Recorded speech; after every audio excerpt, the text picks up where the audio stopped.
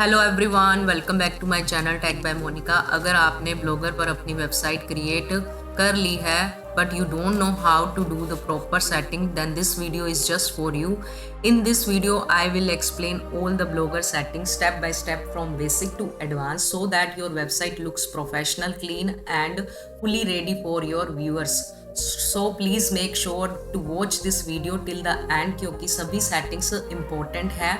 And before we begin, मेरी एक छोटी सी रिक्वेस्ट है, please like the video, subscribe to the channel और मुझे सपोर्ट करें ताकि मैं आपके लिए ऐसे ही हेल्पफुल वीडियोस लाती रहूं। तो इस वीडियो को शुरू करते हैं। इसके लिए सबसे पहले आपको ब्लॉगर डैशबोर्ड में लॉगिन कर लेना है। उसके बाद आपको यहाँ पर एक ऑप्शन मिलेगा सेटिंग्स पर, इसके ऊपर आपको क्लिक कर लेना है। यहाँ आपको टॉप पर एक ऑप्शन मिलेगा टाइटल का, इसके ऊपर आप टैप करेंगे तो आप यहाँ पर अपने वेबसाइट का नेम डाल दें। जो भी आपकी वेबसाइट का नेम है वो यहाँ पर आपको लिखना है।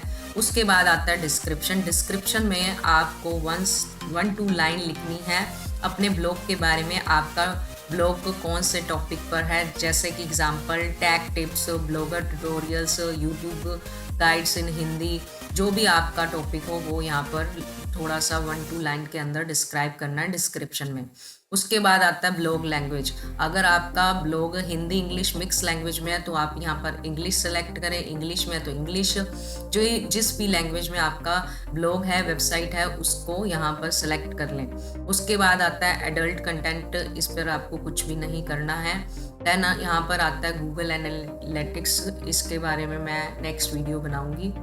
फिर आता है फैब आइकॉन। यहाँ पर आपको अपने एक फैब आइकॉन का मतलब होता है कि जो आपके वेबसाइट पर कॉर्नर पर आपको लोगो दिखता है वही फैब आइकॉन कहलाता है, और इसको आप अपलोड करें।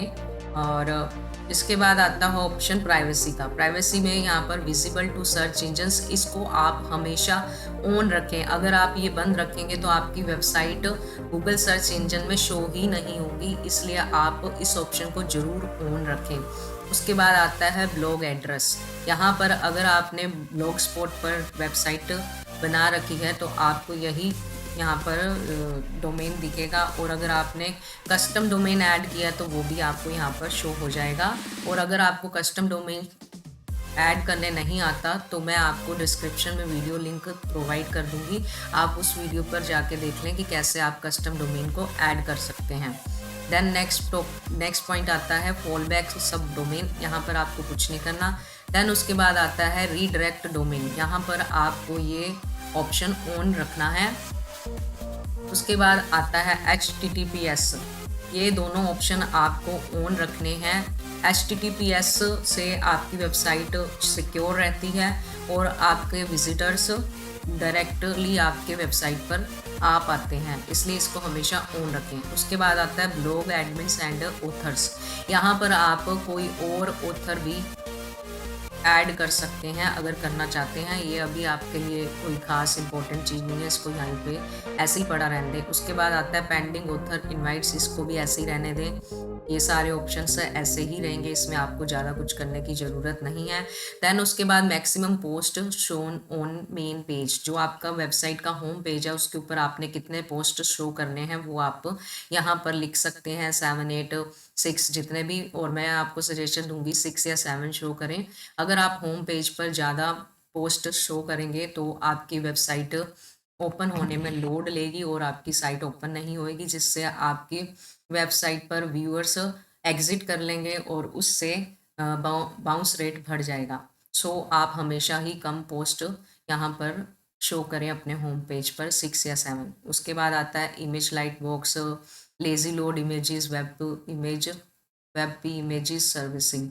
ये सारे पॉइंट्स ऑप्शंस आपको ऑन रखने हैं। देन उसके बाद ऑप्शन आता है कमेंट लोकेशन। इसको आप अमेंड का ही ऑप्शन सेलेक्ट करके सेव करें, और यहाँ पर आता है हु कैन कमेंट, एवरीवन पर आप कर दें अगर आप एवरीवन चाहते हैं, बाकी आपकी चॉइस के हिसाब से। उसके बाद आता है कमेंट मॉडरेशन, यहाँ पर ऑलवेज रखें। फिर उसके बाद आता है ईमेल अगर आपने देना है तो आप दे सकते हैं, अदरवाइज ऐसे ही ये ऑप्शन को पड़ा रहने दें।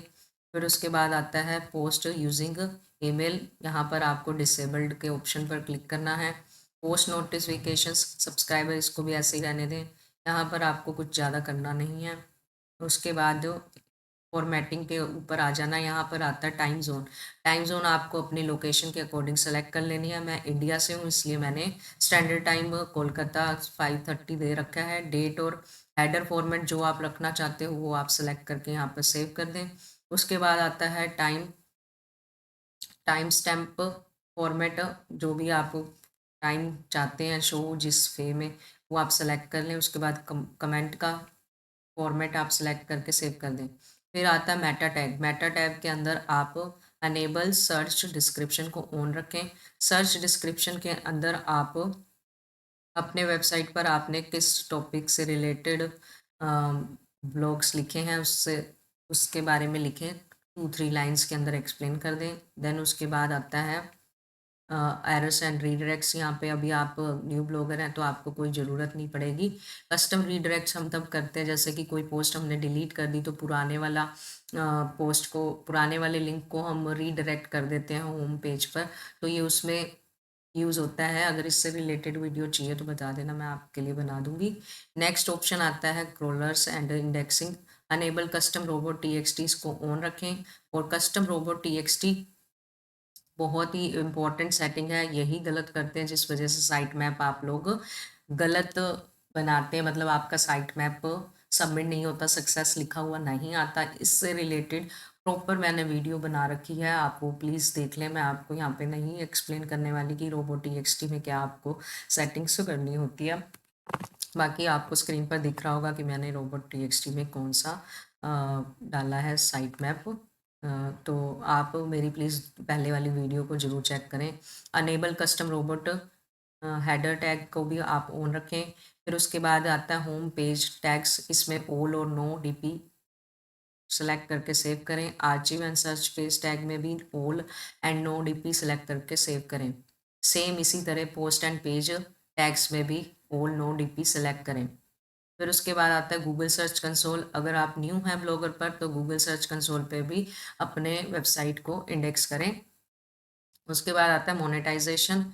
ये आप तब यूज़ करेंगे जब आपको एडसन अप्रूवल मिल जाएगा। अभी आपके लिए ये कोई यूज़फुल सेटिंग नहीं है तो इसको छोड़ दें। फिर उसके बाद आता है लो ब्लॉग फीड।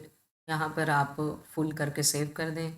फिर उसके बाद आपको ज़्यादा कुछ करना नहीं है। इतनी सी ही सेटिंग्स आपको ब्लॉगर में करनी थी। मेन चीज़ अगर यहाँ पे कुछ है तो वो है रोबोट.txt। रोबोट.txt में क्या करना है उसके लिए मैंने पूरी प्रॉपर डेलीगेटेड वीडियो बना रखी है, उसको प्लीज़ जाके देखें। मैं डिस्क्रिप्शन में लिंक प्रोवाइड कर दूँगी। फिर भी अगर आपको कुछ प्रॉब्लम हो आप मुझे मेल कर सकते हैं, इंस्टाग्राम पर मैसेज कर सकते हैं, फ्री में अपनी वेबसाइट रिव्यू भी करवा सकते हैं।